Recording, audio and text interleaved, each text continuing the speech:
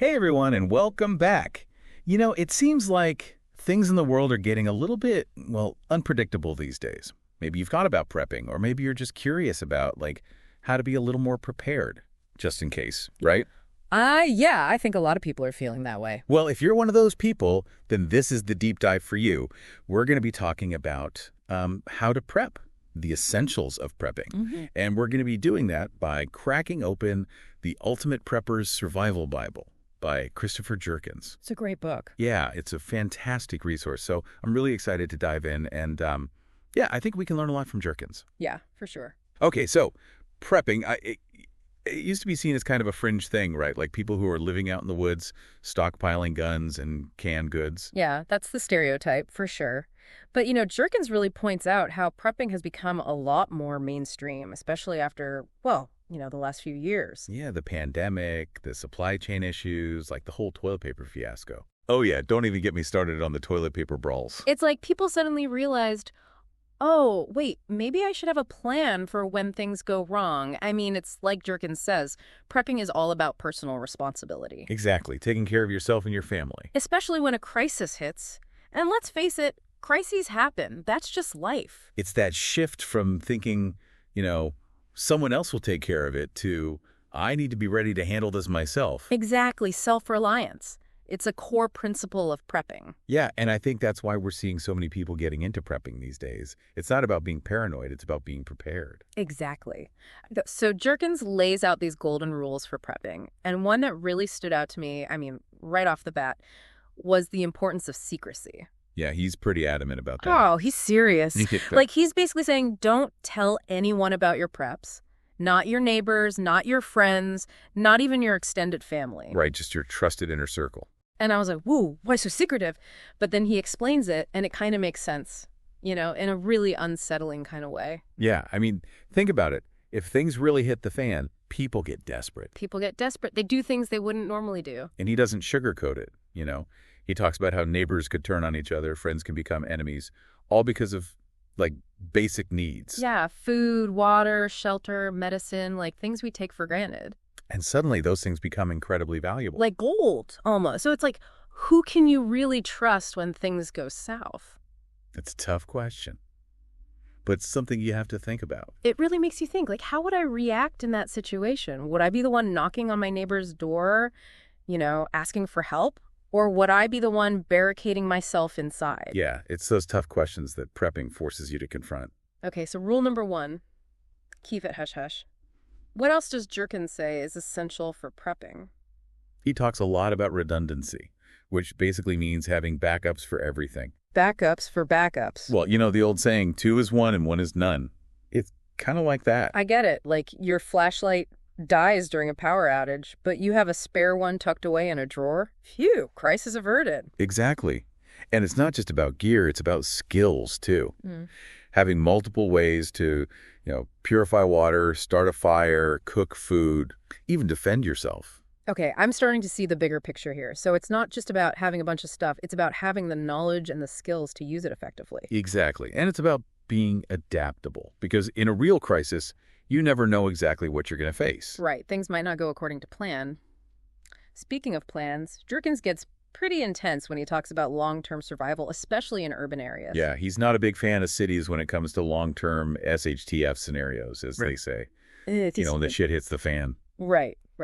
Okay, so why are cities such bad places to be in a prolonged crisis, according to Jerkins? Well, he points out that cities are, incredibly reliant on complex systems, power grids, supply chains, communication networks, you name it. And if those systems go down, well, things can unravel pretty quickly. Exactly. He describes a scenario where, the power goes out, the grocery stores run empty, and people start getting desperate. Looting, riots, violence, the whole 9 yards. Yeah, it's not a pretty picture. Yeah. And he's not just fear-mongering. We've seen it happen before. Yeah, think about Hurricane Katrina or those riots after the Rodney King verdict. Exactly. So Jerkins is basically saying, if you're serious about prepping for a long-term crisis, you need to have a plan to get out of the city. Okay, so escape the city. Got it. But where do you go? Well, that's where having a bug-out location comes in. It's basically a safe haven outside the city, a place where you can ride out a crisis. Like a cabin in the woods. Yeah, something like that. But it could also be a friend or family member's house in a more rural area, as long as it's far enough away from the potential chaos of a city. Okay, I'm starting to understand the logic here. So you've got your bug out bag packed, you've got your bug out location mapped out. What happens next? Like, what are the absolute essential skills you need to survive in the wild? Well, Jerkins lays it all out with what he calls the rule of threes. The rule of threes. What's that? It's a simple way to remember the hierarchy of needs in a survival situation. Oh, okay. I'm listening. So 3 minutes without air or in like really frigid water, you're in trouble.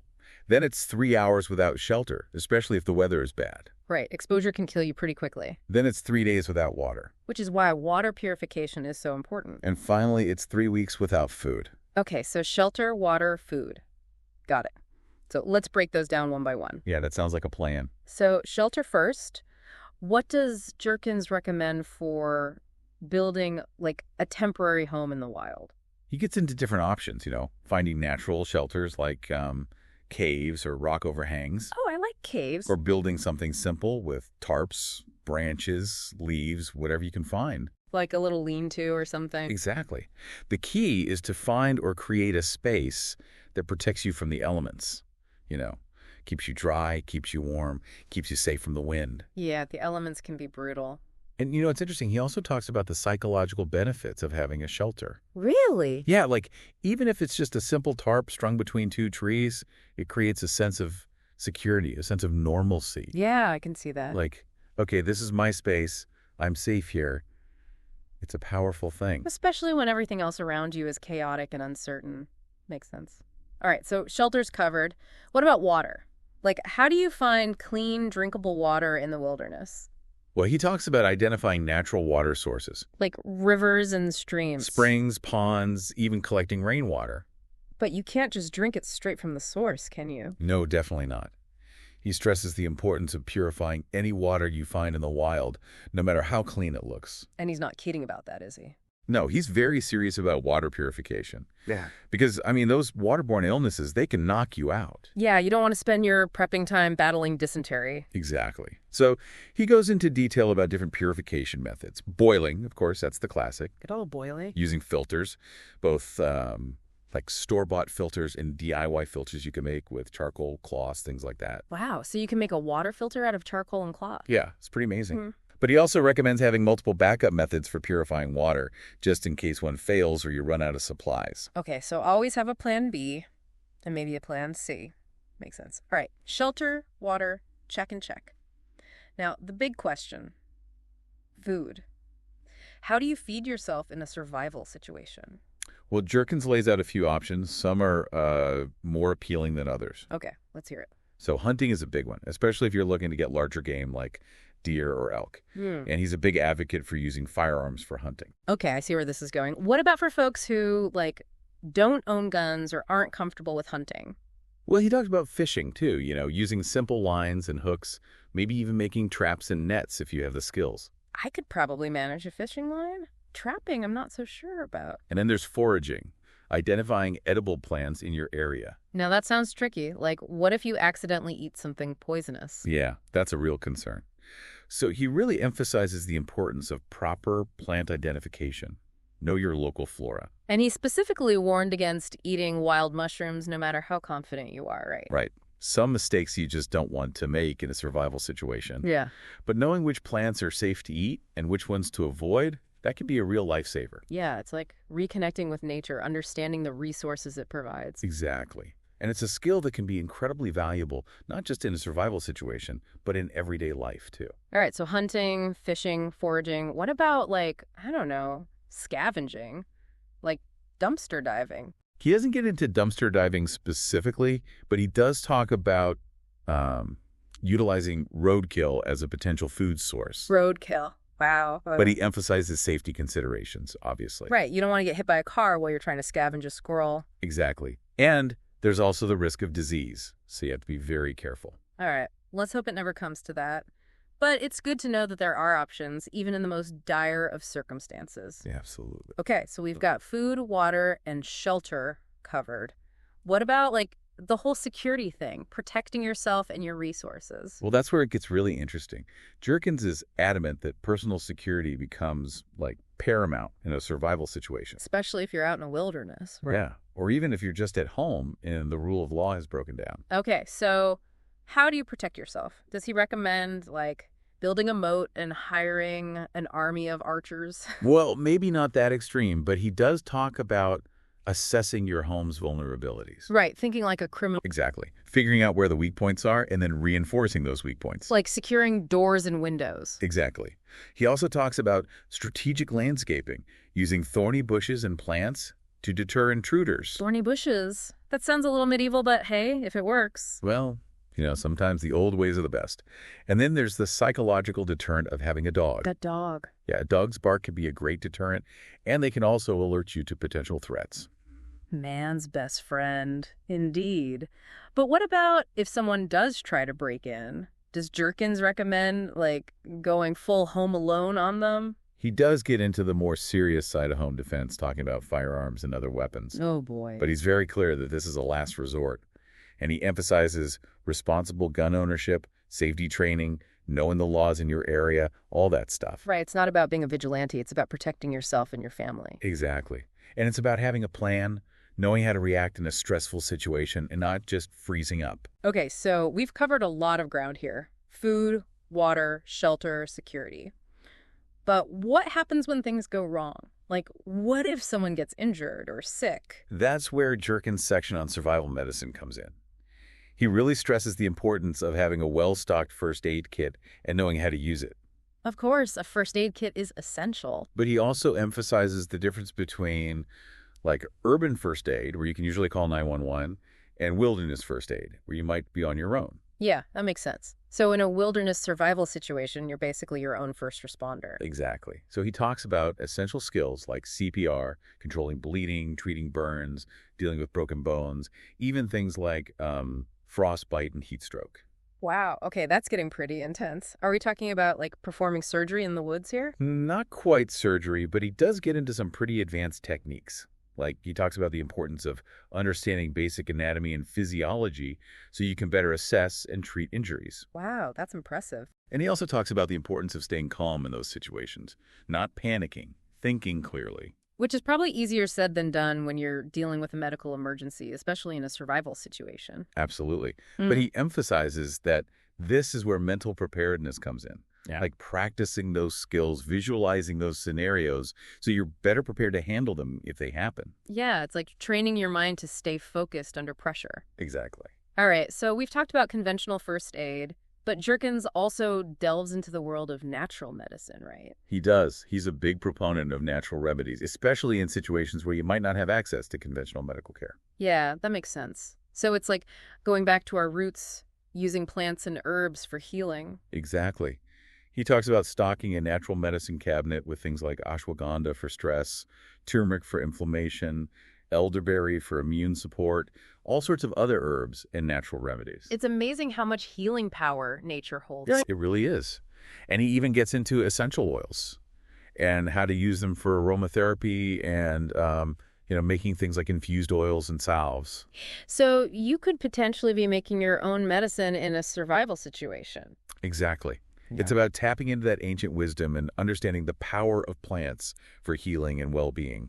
Okay, so we've got our natural medicine cabinet stocked, but what about the actual food? Like, how do you make it last? How do you preserve it?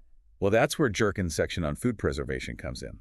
He talks about a whole range of methods, from canning and fermentation to freezing and dehydrating. It's like going back to those old school preservation techniques that our grandparents used. Exactly. It's about becoming more self-sufficient and less reliant on grocery stores and modern conveniences. So we're talking about things like homemade pickles, sauerkraut, dried fruits, jerky, all that good stuff. Yeah, and he gets into the nitty-gritty details of each method, like explaining the equipment you need, the safety precautions, and even troubleshooting common problems. It's amazing how much knowledge is packed into this book.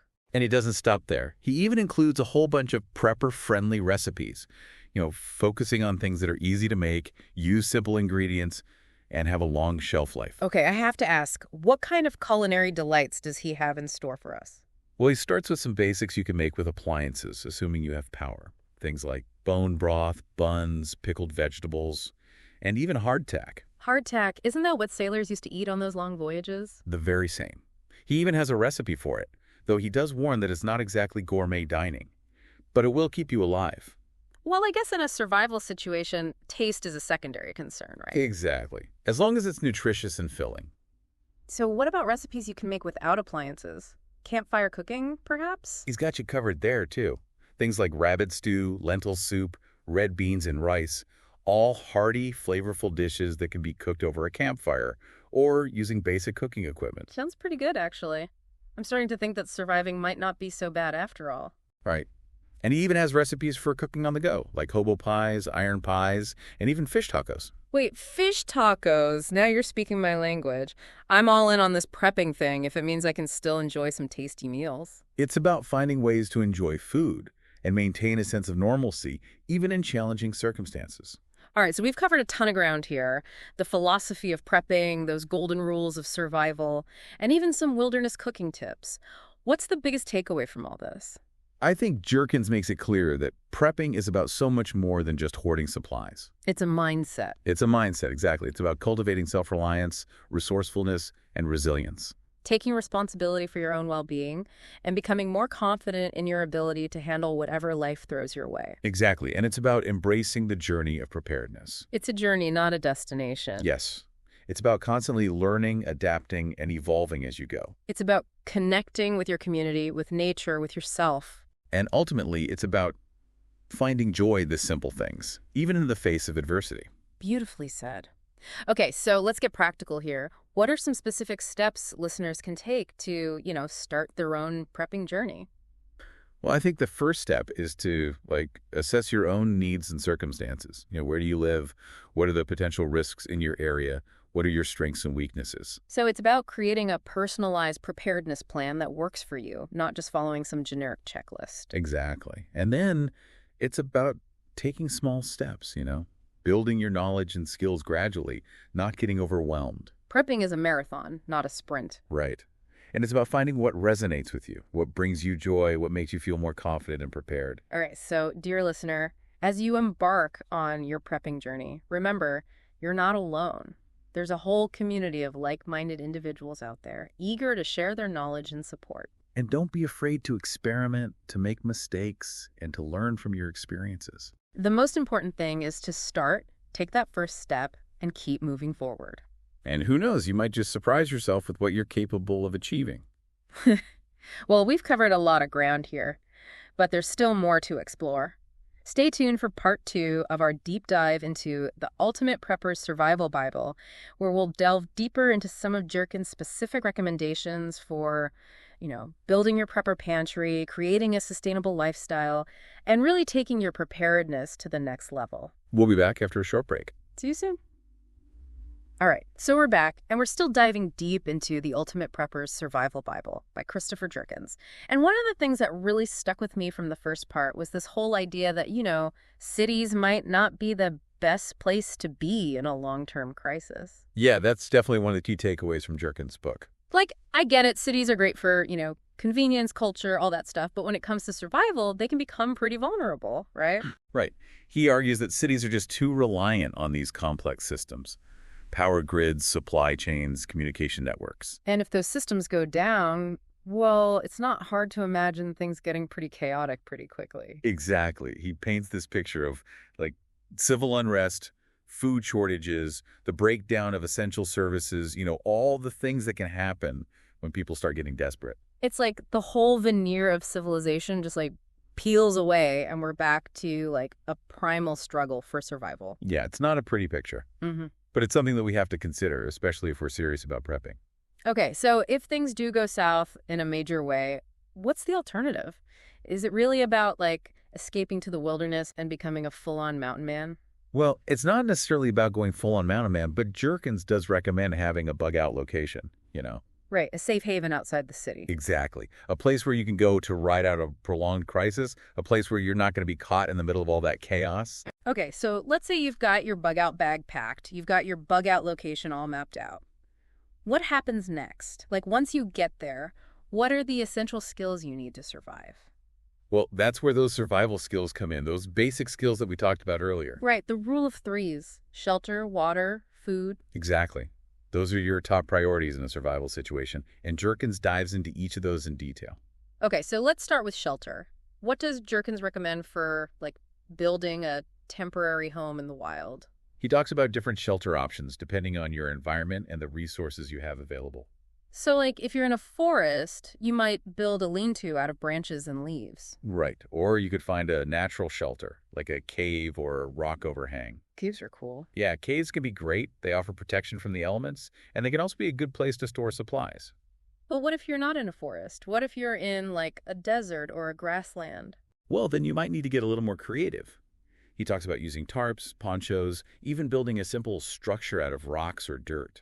So it's really about adapting to your environment and using whatever materials you can find. Exactly. And it's also about understanding the basic principles of shelter construction, like how to create a roof that will shed rain, how to insulate your shelter to stay warm, things like that. It's like wilderness architecture. In a way, yeah. And, he also talks about the psychological benefits of having a shelter, even if it's just a simple tarp strung between two trees. Really? How so? Well, it creates a sense of security, a sense of normalcy in a situation that can be very chaotic and stressful. Yeah, I can see that. It's like, okay, this is my space. I'm safe here, even if it's just a temporary space. Exactly. It's a powerful thing. All right, shelter's covered. Now, what about water? That seems like a pretty tricky one in a survival situation. It is tricky, but it's also absolutely essential. You can go a lot longer without food than you can without water. Okay, so how do you find clean, safe drinking water in the wilderness? Well, he talks about identifying natural water sources, rivers, streams, springs, ponds. And I'm guessing you can't just drink straight from the source, right? No, definitely not. He stresses the importance of purifying any water you find in the wild, no matter how clean it looks. I remember he was pretty adamant about that in the first part. Something about those nasty waterborne illnesses. Right, you don't want to get giardia or dysentery when you're trying to survive. Definitely not. So how do you purify water in the wild? He covers a bunch of different methods, starting with boiling, of course. Good old boiling. Then there are filters. You can buy commercial water filters, or you can even make your own using charcoal, cloth, sand, things like that. I'm always amazed by those DIY water filter contraptions. Yeah, it's pretty ingenious how people can make a water filter out of almost anything. And I guess it makes sense to have multiple backup methods just in case one fails or you run out of supplies. Right, redundancy is key in a survival situation. Okay, so shelter, water, check and check. Now, the big question: food. How do you feed yourself when you're out in the wilderness? Well, Jerkins is a big proponent of hunting. Of course he is. He seems like a pretty outdoorsy guy. Yeah, he definitely knows his way around the woods. And he talks about using firearms for hunting, especially for larger game like deer or elk. But what about for folks who, like, aren't comfortable with guns or don't have the skills to hunt? Well, he talks about other methods too, like fishing. Fishing? Yeah, I can see that. Using a simple rod and reel, or even just a line and hook. Or you can get even more creative and build traps and nets, if you know how. I've always wanted to learn how to build a fish trap. It's a cool skill. Yeah. And then there's foraging, learning how to identify edible plants in your area. Right. We talked about that before, but it seems a little risky to me. Like, what if you misidentify a plant and eat something poisonous? Yeah, that's a legitimate concern. That's why he emphasizes the importance of really studying your local flora, learning which plants are safe to eat and which ones to avoid. And I remember he specifically warned against eating wild mushrooms no matter how confident you are. Right, some mistakes you just don't want to make in a survival situation. Okay, so hunting, fishing, foraging. What about, like, I don't know, scavenging? Like, if things are really bad, would you consider, like, dumpster diving? He doesn't get into dumpster diving specifically, but he does mention utilizing roadkill as a potential food source. Roadkill. Whoa, okay. But he's very clear about the safety considerations. Making sure the animal hasn't been dead for too long, avoiding animals that have been hit in certain areas, things like that. Yeah, I can see how that could be a risky proposition, but I guess in a real survival situation, you have to consider all your options. Exactly. You never know what you might have to do to survive. All right, so we've got food, water, and shelter covered. What about the whole security thing? Like, how do you protect yourself and your resources when you're out in the wilderness? Well, that's a really important aspect of survival. And Jerkins emphasizes that personal security becomes even more crucial in a wilderness setting. Right, because you're more isolated, you're more vulnerable. Exactly. So he talks about a few different layers of security. Layers of security, like an onion. Yeah, kind of like that. The first layer is awareness, being aware of your surroundings, knowing what's going on around you.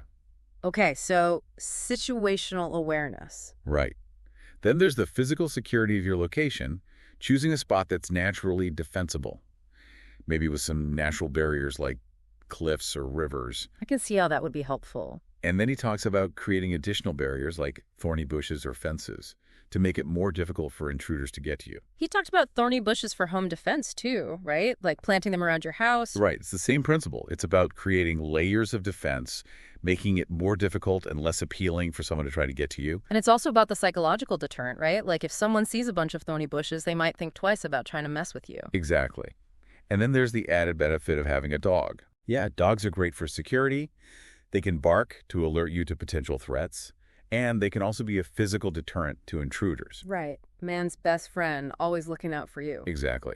But he also gets into the more serious aspects of self-defense, talking about firearms and other weapons. Right, because sometimes those deterrents aren't enough. Exactly. But he emphasizes that this is a last resort, and he's very clear about the importance of responsible gun ownership, safety training, knowing the laws in your area, all that stuff. It's not about being a vigilante. It's about protecting yourself and your family if absolutely necessary. Exactly. And it's about having a plan, knowing how to react in a stressful situation, and not just freezing up. So we've got food, water, shelter, security. But what happens when things go wrong? Like what if someone gets injured or sick? Well, that's where having a solid understanding of first aid comes in. Right, a first aid kit is essential in any prepping scenario. Absolutely, yeah. But he also emphasizes the difference between urban first aid and wilderness first aid. What's the difference?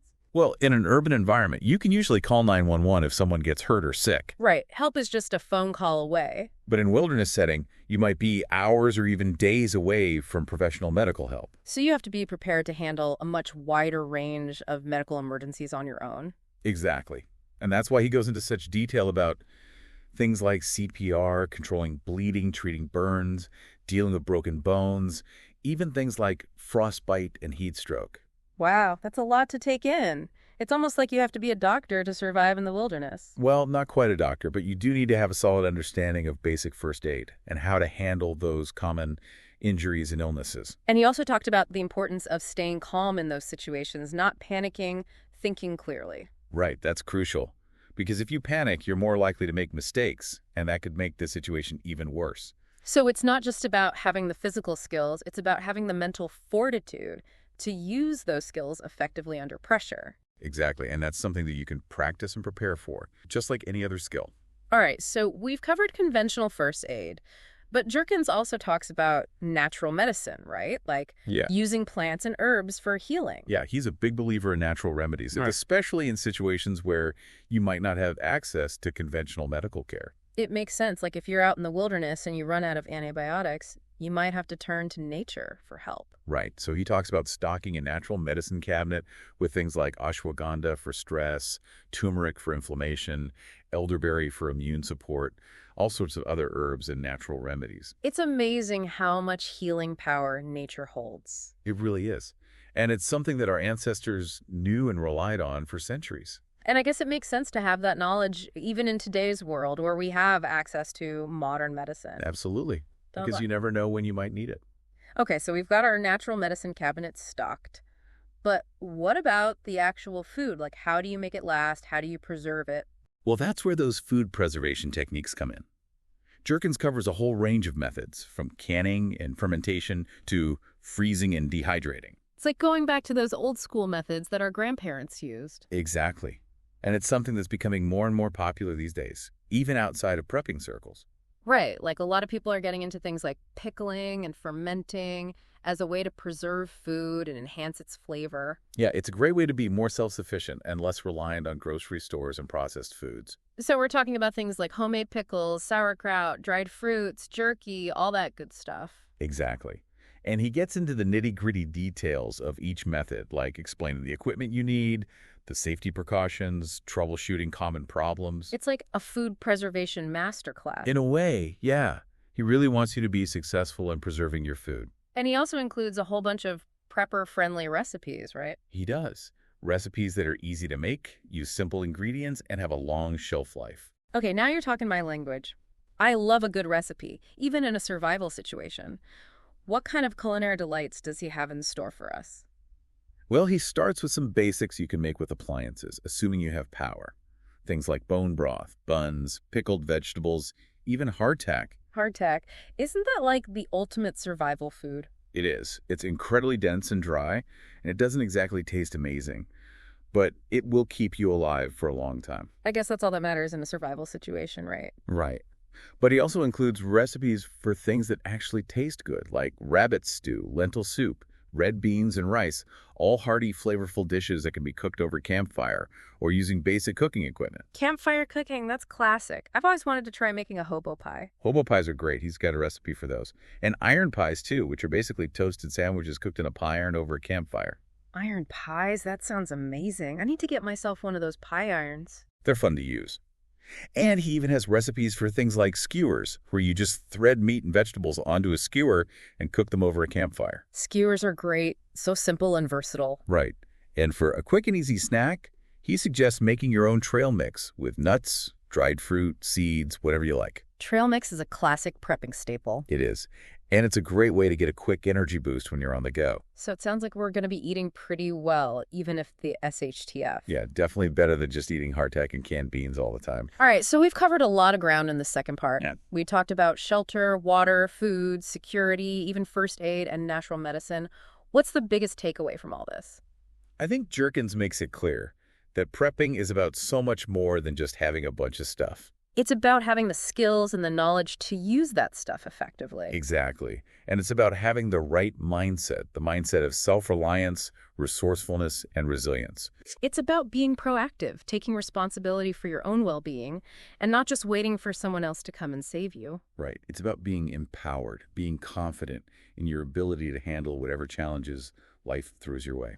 So for our listeners who are just starting out on their prepping journey, what advice would you give them? Well, I think the most important thing is to just start somewhere.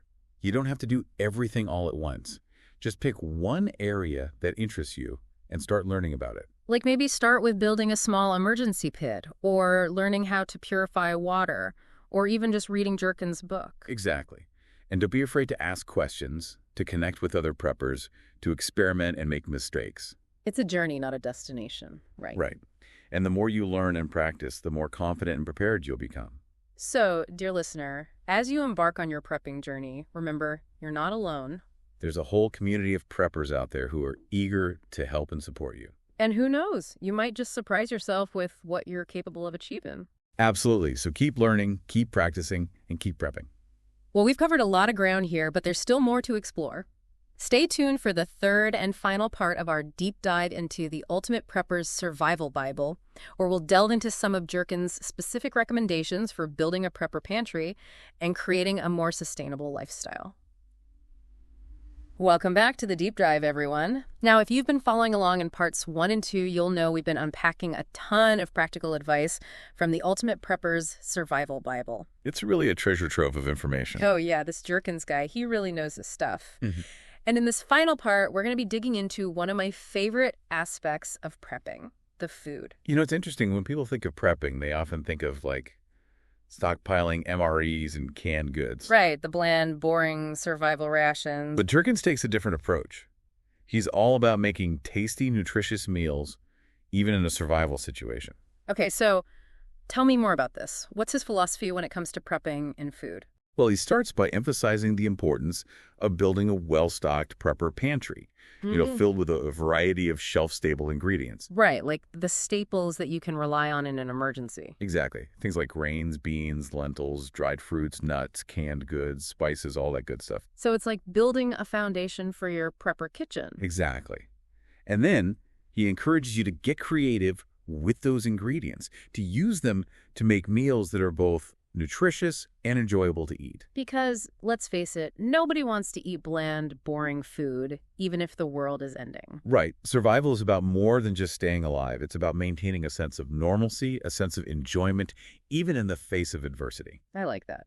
Okay, so let's get to the good stuff.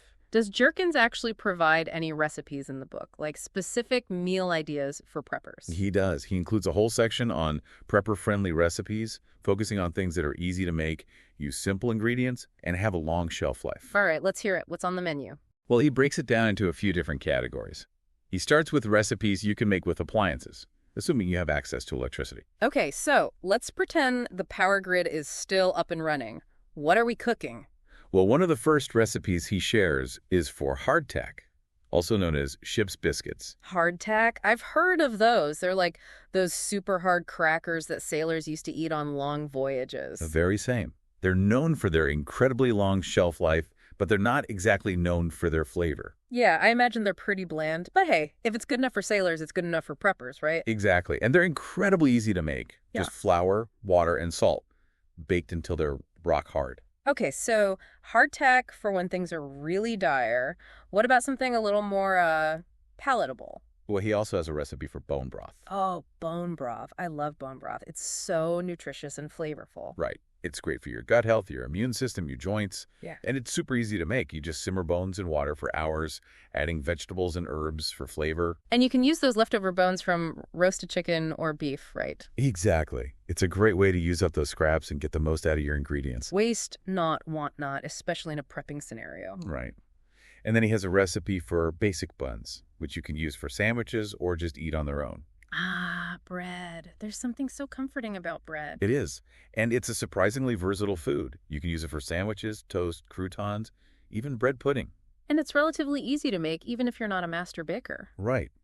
Jerkins provides a simple recipe that anyone can follow, and he even gives tips for troubleshooting common baking problems. I love that he's so practical and down to earth in his advice. He really is. He wants to empower people to feel confident in their prepping skills. Okay, so we've got hardtack, bone broth, and buns. What else is on the menu? Well, he's got a great recipe for pickled anything. It's a versatile method that uses a simple brine of vinegar, water, and salt to preserve a wide variety of vegetables. Pickles are a classic prepping staple. They are, and they're surprisingly easy to make. You can pickle cucumbers, carrots, beets, onions, peppers, even green beans. I love pickled green beans. Yeah, they're delicious, and they add a nice tangy crunch to any meal. Okay, so we've got our bread, our broth, our pickles. What about a main course? Well, he has a recipe for green chili, a hearty and flavorful dish made with pork, green chiles, tomatillos, and spices. Chili, perfect for a cold night. Exactly. And it's a great way to use up a variety of ingredients, including those canned goods that you've been stockpiling. You can make a big batch and freeze it for later. Right? Absolutely. It's a great meal prep option for preppers. All right, chili, check. What about something a little more leafy green? We need our veggies. He has a recipe for collard greens, a nutritious and flavorful side dish that's popular in the southern U.S. Collard greens, yeah, I've heard of those. They're like a superfood, right?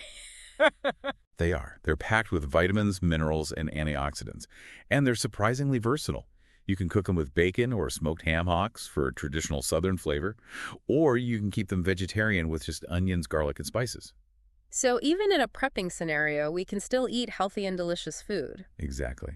It's all about being creative and adaptable in the kitchen. Okay, so we've got our hearty meals covered.